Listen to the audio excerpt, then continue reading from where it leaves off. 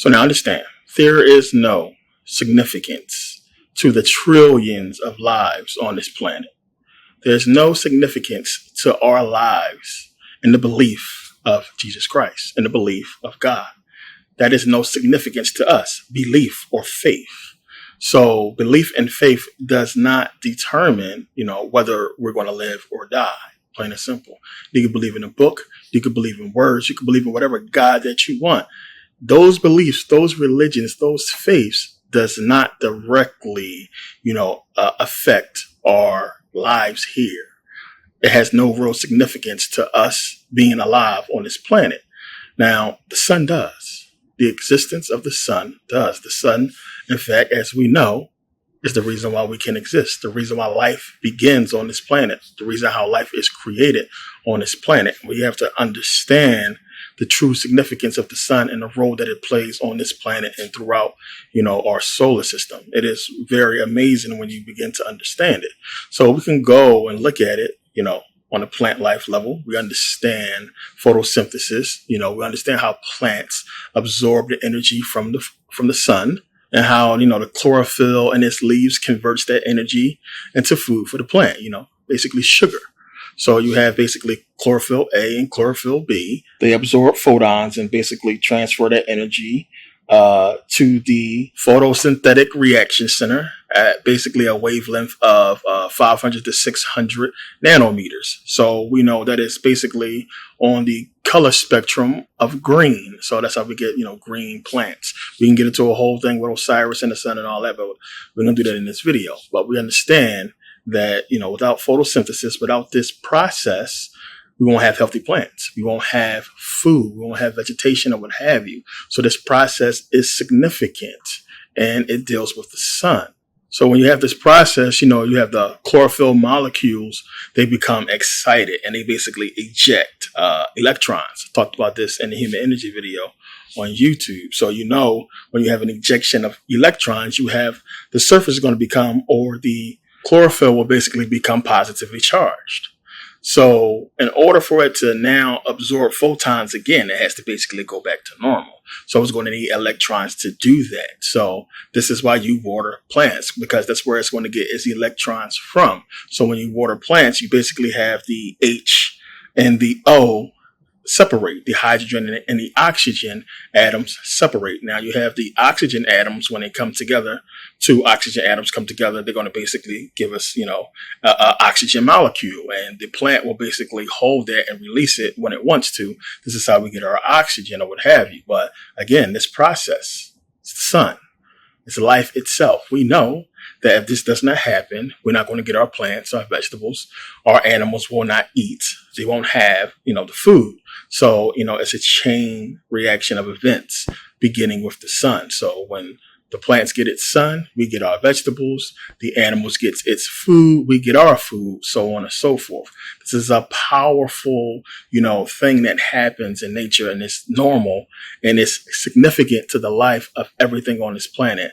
And we need it. You don't need a book. You don't need a belief or faith. This is not going to get you what you need to have existence on this planet.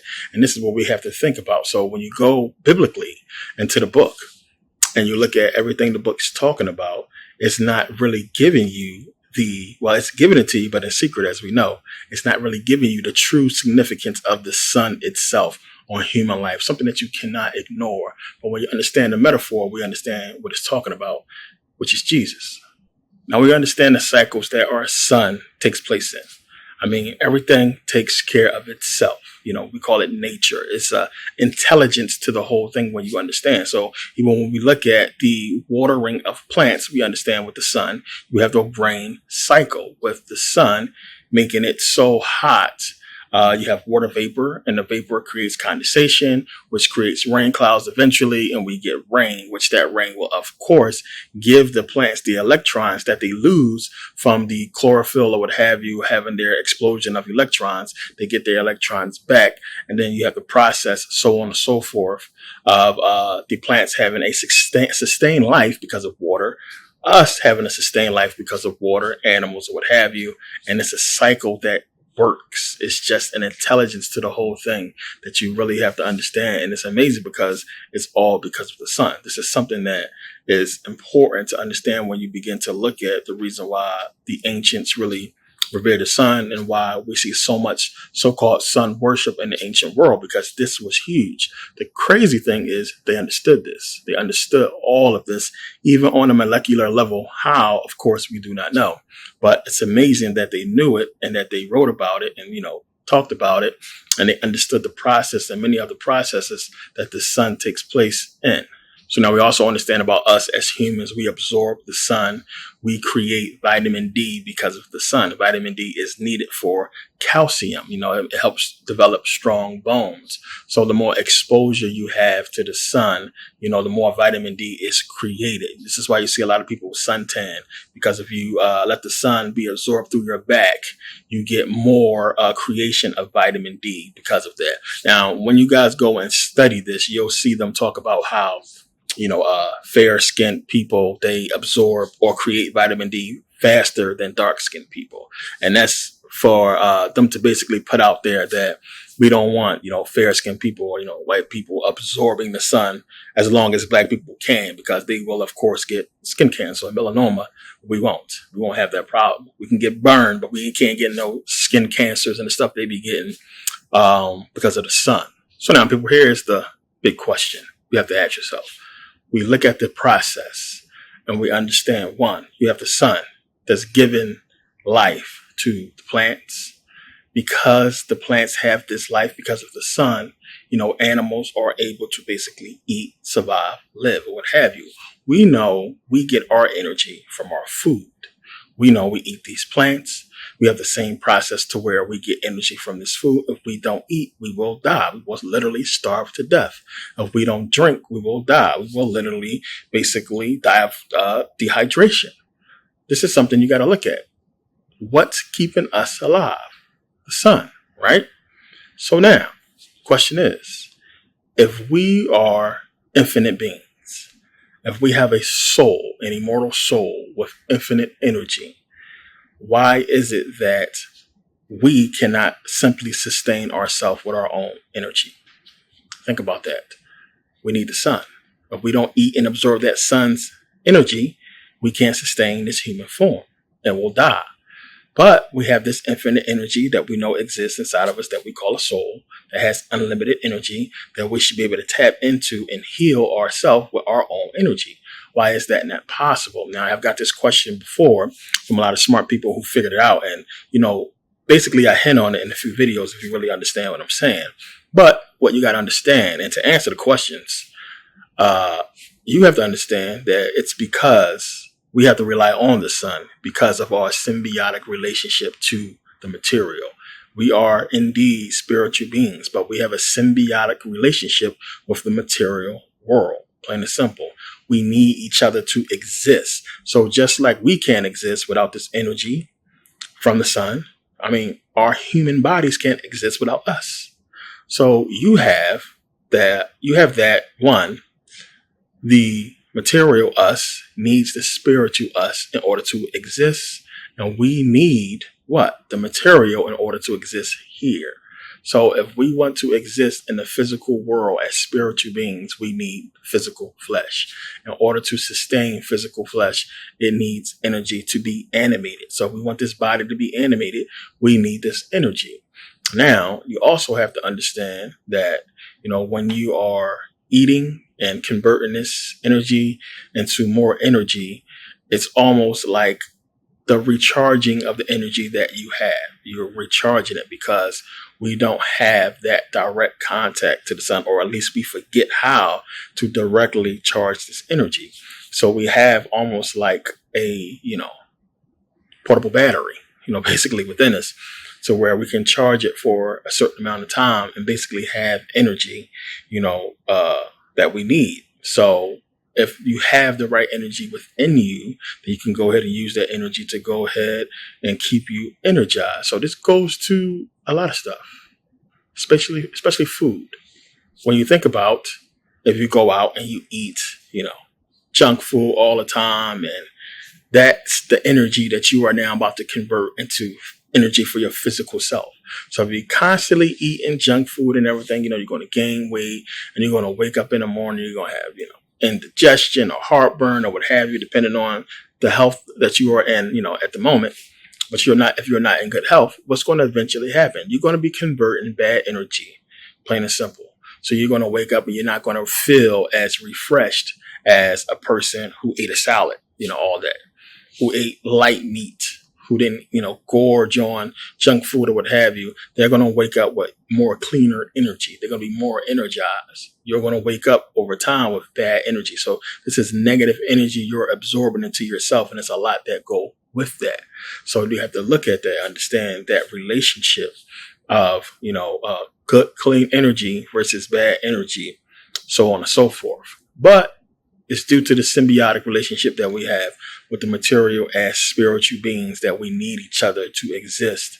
So we don't have full access of our power, as I talk about, with the subconscious basically locking away, everything that we need to be, complete, one. So because of this, and we're going to get into this a little bit later, it's going to make a lot more sense. Trust me. Because of this, we have this semi-relationship with the sun that's going to make a lot more sense as we go along. But it's because of this symbiotic relationship that we have with material that we need the sun to basically give us the energy to help us stay on the physical plane. And in turn, the material can survive. It can live. It can go on and complete its agenda. So there's an intelligence in all of this that you're going to begin to see as we go along. And it's amazing. So really, it's all part of the dualistic nature that makes up us. And it's one of the reasons why I say that material cannot be evil, because you have to understand the sun is God, plain and simple. It's God. If the sun is God, then it's capable of both good and evil, which we get from the sun, the creation of the material and the spiritual. It's dualistic in a sense, biblically, if you want to look at Satan as the material, as we talk about, God is the spiritual, as we talk about.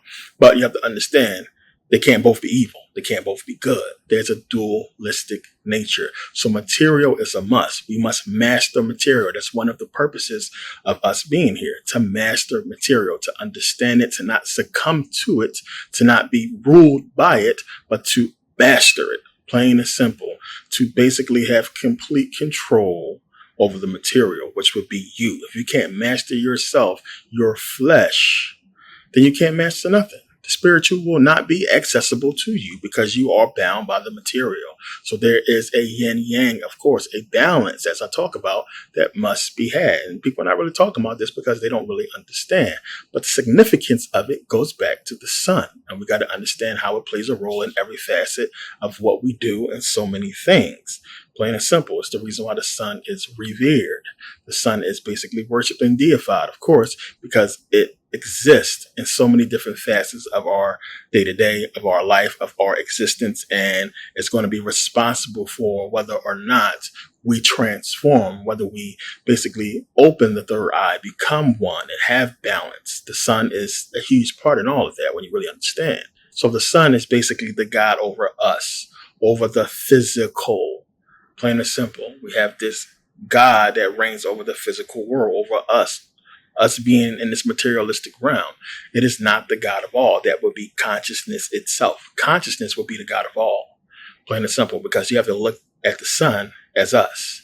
The sun has a dualistic nature. The sun is material and energy, of course, like us. You have the sun being 75% hydrogen and 25% helium, and you have a small composition of various metals that makes up basically the mass of the sun. Small when you compare it, but compared to the earth, is huge. So you have all these metals, material. You have the energy of the sun, the spiritual, what have you. So we are basically, you can put God in the material, which is why they anthropomorphize, or how they deify him and make him beings like Ra, what have you, because they looked at him as just like us, having a composition of energy and material. So this is why you can make, God as a man, the sun as a man, or what have you, or God as Jesus, or so on and so forth, why they put him in that aspect as a being, because just like the sun, we are energy and material. So when we die, we have rebirth. when you understand the process, as I talk about, when we pass as this material spiritual being, there is a going away of the material. And if you are not, completely balanced, you come back. You have rebirth into this physical realm. Now, when the sun goes supernova, the process starts over again. The sun recreates itself. This is the whole, metaphor with the phoenix rising from the ashes, what have you. You have a supernova and you have the sun basically reform itself. If the reaction from the supernova is unique, if it's done in a correct way, it can form planets, as I talked about.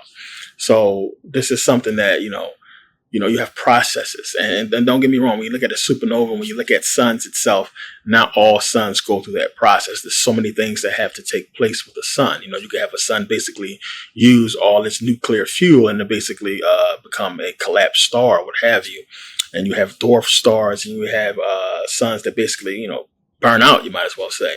And, you have suns that expand into giant stars, as they call them, gas giants, or red giants, and they become huge and they compress and they compact and come back out, and eventually, they explode.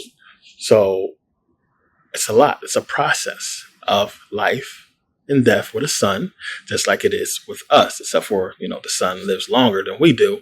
If you look at it in that sense of, being in one form for a long period of time, where we change forms many different times from incarnation to incarnation, if you are a being that keeps coming back here. So it's a lot to look at on a spiritual level, that you have to really go back and look at the ancients and how they talked about it to appreciate it as something that you can't really fathom today because it's not really clearly understood, but it's going to make a lot more sense in this video. So as I talked about before, we know we have consciousness creating energy. Consciousness being this all-knowing, powerful thing that we really don't truly understand when you think about it. But as we know, you have a thought occurs first, as I talk about, then energy. That energy allows the physical to move. Basically the same process as the sun basically being absorbed by the chlorophyll in the plants, and that energy is converted into food for the plant to be able to survive and move. We eat it, we're able to move, so on and so forth. So you have, stemming from consciousness, energy, movement, life itself. Now, the sun is responsible for all life on this planet, plain and simple. And the thing is this, our true self outside of this planet would be what? Consciousness and energy. With energy, coming from consciousness, as we know.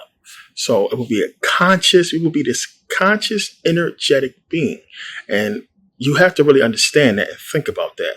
Consciousness, and consciousness being an intelligence when you really get into it, which is why they use these words. And it's going to make sense in a second. So once consciousness and energy enters the body, it becomes subservient to the physical, plain and simple. It comes basically under the physical, because now this is the physical world that it's dealing with. Understanding that energy and consciousness is stronger than the physical, of course, because it's what's created, but it is basically bound by the material, by the body. And this is why. The thing is, you have the brain. The brain can be programmed, plain and simple. So the brain can be programmed in such a way that causes the consciousness to be out of the control of the subconscious and subservient, serving the programming instead of serving the subconscious. So in other words, if you brainwash somebody or program a person to go do something, I heard about the Manchurian Candidate and everything like that. You can program a person to, despite their free will and conscious thoughts or the powerful subconscious, the programming takes over and a person goes and acts out the programming without the intervening of the subconscious, which is supposed to be the rational part. So programming is crazy. So you have that physical programming that can take place that can basically control, the entire body. So the brain is a computer. It can be programmed, plain and simple. And this is how we understand, how we know that human life is different. It's special from all other life on this planet.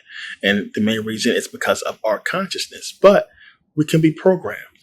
And everything has been programmed, when you really understand, to seemingly do something on this planet specific to its species or what have you, vis-a-vis the way we act on this planet. Plain and simple. If you look at every other life on this planet, they have a role. It's a role, a symbiotic role, when you really pay attention, that they all go about. We know about ants and how they build the mounds and everything that they do. We know about lions and how they run in prides and everything. Wildebeest and buffalo, how they act. Bees in a beehive. Everybody seems to have this programmed role that they do and how they exist on this planet. Plain and simple. But you have us, who can be programmed to do something different each and every time, to act outside of the normal role of us. Now, if you take the consciousness of the other beings, it seems as if they're stuck in a paradigm of their actions. Basically, monkeys are monkeys. That's what they do. That's what they do. They're monkeys. They do what monkeys do. You take the consciousness, or just take the understanding. If you ever drove the country, you ever took a long ride, through any farms or what have you, you going to hit a shit ton of bugs. You have bugs stuck to your car window, all over your car. And it's like, why don't the bugs understand, or have the consciousness to understand, to get out the way? The bugs think they can fly through the car. They see it's a glass. They can look through the car right out the back window. And yet they drive straight into the window. At night, they're attracted to the light. That's one thing. But during the daytime, this happens as well. And it's like, you would think by now, decades, hundreds of years, however long cars been out, that they would have figured this shit out by now. Like, yo, why are you driving, flying straight down the road? You're going to get smacked by a car. But no, they haven't. This is part of the cycle. You would think their psyche would adapt to the process and understand to fly over the cars, or fly at a certain height, or to avoid the cars altogether. But they don't. It's the same thing when you look at buffalo. If you look at a lot of these nature videos when the buffaloes are attacked and killed by lions, it's like, dude, why are you going there? You see the lions be right there, and they can see them. They be in their little tribes and everything, their little squad, and they look over and they be trying to eat and drink and look at the lions, and it's like, they're coming. Why come there?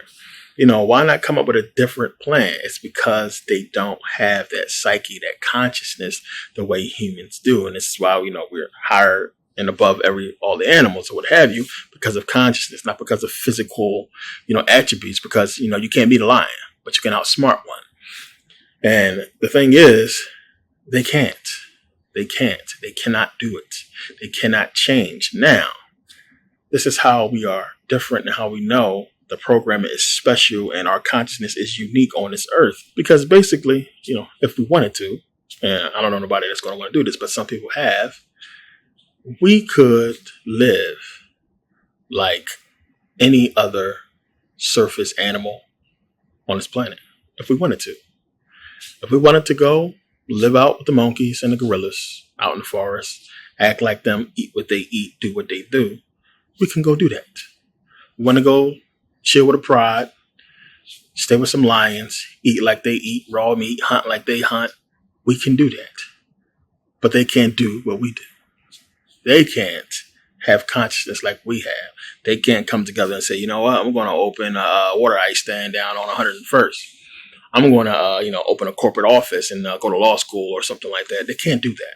They can't have the consciousness that we have. We can do what we want. Our consciousness is different. So the point of this is to get you into the understanding of how unique we are. I don't want nobody to go back and think the sun is responsible and, it's the main power and God of all. I don't want you to come away with that understanding. It's so you can understand consciousness is the true God. Consciousness is everything. It's over the sun. Consciousness put the sun here.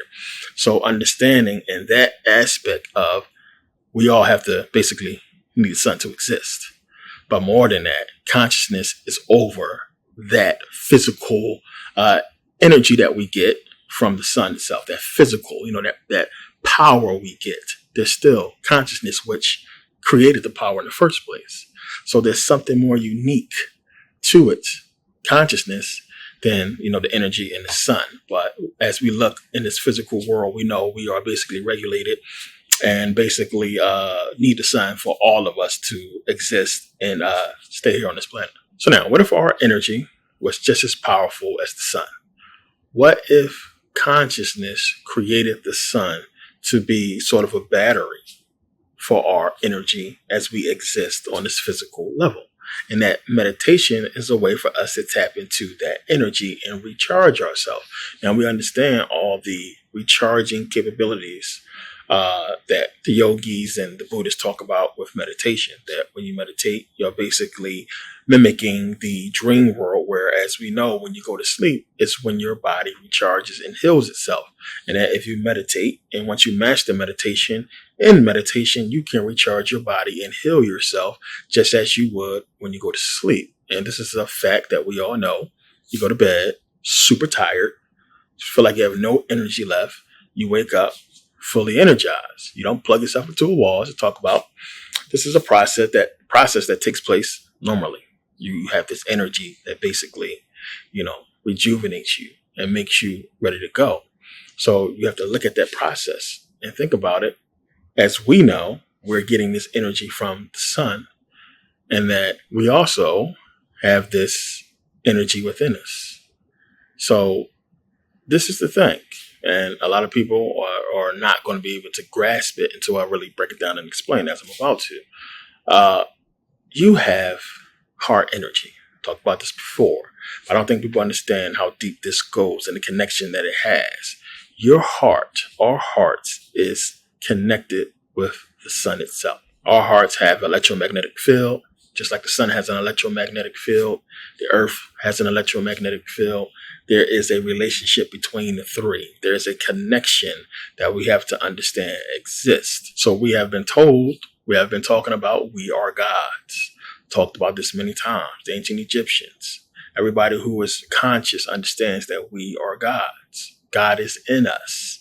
Talked about how when you spell sun backwards, it's in us. A sun in us. So if we are God and the sun is God, then we have to have a sun as well. And we do have a sun within us.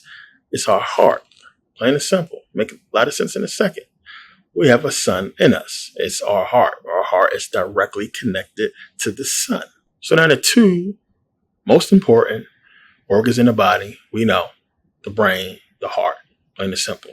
So now, we have seen how the brain is a computer, as I just talked about. The brain is a computer that can be programmed. It's a computer.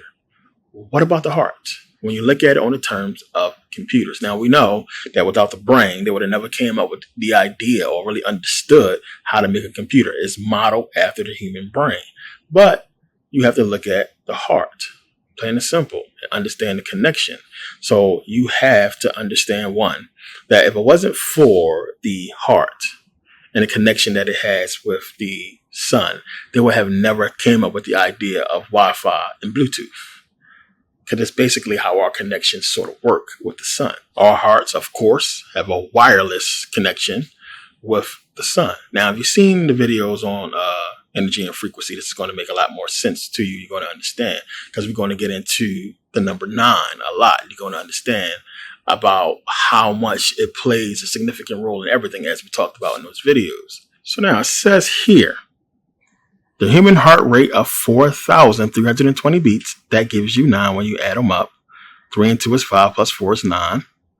Beats per hour cannot fully be explained by the sinking sun because sound waves don't propagate through the vacuum of space. However, a paper recently published in the Journal of Science describes a new technique for determining when sunspots will form a day or two before they appear on the sun's surface. Stanthis Alandis, doctoral student at Stanford's physics department and lead author of the paper, said, when sunspots bubble up from inside the sun, they disrupt sound waves that are produced by shifting plasma, a form of superheated gas at the sun's surface.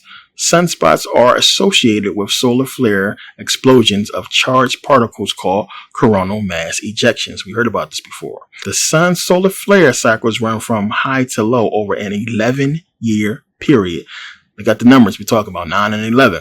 If we speed up this cycle to 11 cycles per second, we find that one of the harmonics of 11 is 4-3-2. The musical connection between the sunspot cycle and the rhythm of the heart indicates that while the sun's song may not be acoustically influencing the solar system, it does translate to a rhythm of coronal mass ejection that affects Earth and other planets. For example, researchers have noticed a correlation between sunspot activity and planetary alignments of Saturn and Jupiter.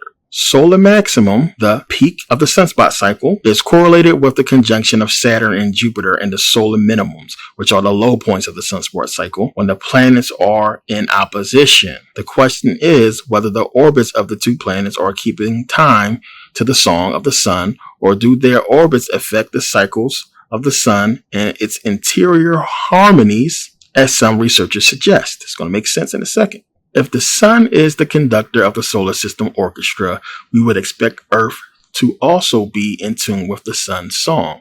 Scientists, particularly those who study earthquakes, once thought that the Earth's long period acoustic waves or free oscillations occurred as the result of large earthquakes. However, it is now known that the Earth freely oscillates even in seismically inactive periods. The Earth's background free oscillations are known as Earth's hum. The source of the free oscillations of Earth has been a long-standing mystery. Researchers have speculated that the Earth's hum is a result of ocean waves colliding with the seafloor. Russian researchers discovered that global seismic activity, which undergoes a modulation period of 54 minutes, 5 and 4, 9, may in fact be induced by the Earth's free oscillations.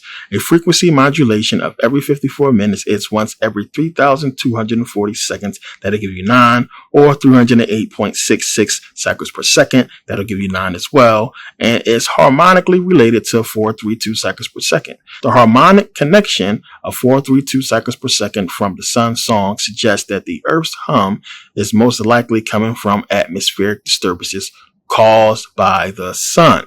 Satellite observations have revealed a rhythmic expansion and contraction of Earth's atmosphere on a 9-day cycle.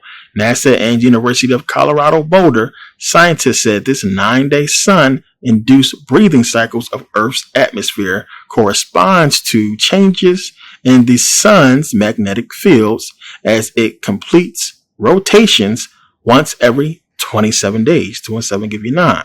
27 is harmonically related to 432.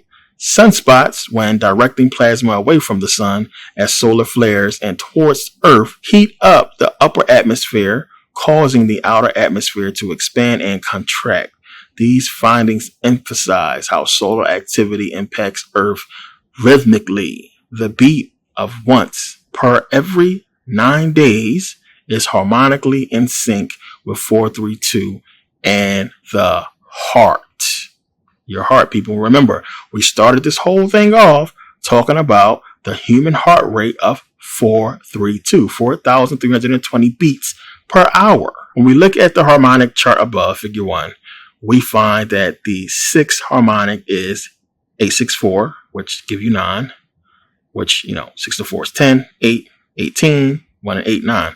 By coincidence, the diameter of the sun is 864,000 miles. The reason the sun's diameter is related to 864 is because the definition of the mile is 5,280 feet. When you keep breaking that down by multiplication, you'll end up with 144, which 144 give you 9.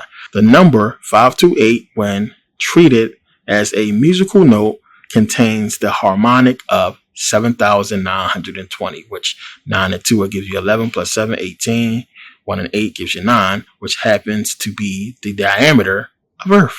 The other numbers we have examined, 954, which 5 and 4 give you 9, 72, which that'll give you 9 as well, and 144 also share the harmonic of 7,920, the frequency of the 528, which when you start multiplying 5 and 8, 52 times 8, until you get to 144 again, you'll get 9. And terahertz, or trillions of cycles per second, is related to the color green. As we just got finished talking about, green is the result of the sun's photosynthesis in plants, which helps explain why alchemical symbols for transformation and personal growth often contains the color green. The song of the sun appears to be connected to the music of the spheres after all. What was once believed to be a silly idea from a distant and naive civilization is turning out to be the fundamental vibration of the universe. Quantum physics, and it's cool they said this, quantum physics is catching up with the knowledge of our ancestors, with their suggestion that all matter is in some way connected to a greater field of interconnected consciousness. I like to think of it as heart consciousness keeping time to the cosmic song. So now trust me, this is not something new that they just figured out. The ancients already understood this. This is something that was already known. One, when you understand everything we just said, and then you go back and look at the fact that one, the pyramids was already in sync with the sun. It was in sync with our hearts as well. Talked about this in a previous video. Forget which DVD that was. But we talked about with Tesla. Remember, Tesla went to Egypt, and he was one of the ones who helped put this whole thing together, which was the whole, design for his model he wanted to build to give us wireless electricity. He understood that the Egyptians figured it out already. He noted that. So he also discovered that, it was a hum coming from the pyramids. I've been there myself. The hum is there, and it can be measured, which you have people out there actually measuring it. You can measure the hum, one, and it is at a frequency of 432 with one pyramid. You have 528 with, 432 with Khufu, 528 with Khafre, and Merkabah has the 144.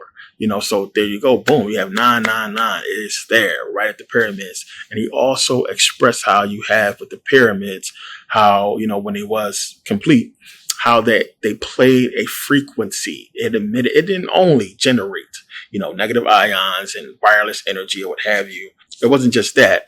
It also emitted a frequency that resonated with the human heart, which makes sense since it's dealing with the brain and the heart. Remember, I talked about how, the Great Pyramid is the brain in that whole process, but it also emitted a frequency for the heart because we know the heart and the brain is connected. So I talked about that. You use your heart, basically to send more signals to the brain than the brain sends to the heart. Plain and simple, but they are connected. So when you see that and you understand that and you look at the fact that all of this esoterically, as far as with sacred math, sacred science, all goes together with the building of the Great Pyramid and everything that entails with the speed of light and everything that's calculated within it. It's so much. It's so deep. So when you're looking at just, Giza and everything that's there, there is a big message that's there, as a couple people got into, to understand that they're giving you space as well as the body and so much more. So again, just the sun, understanding how it was revered and why it is considered to be so powerful and how harmonically we have this relation with the heart to the sun. Now, it also goes on to say here in scalar heart connection, the frequency of 144 cycles per second is harmonically related to the note of A and Pythagorean tuning of 432 cycles per second.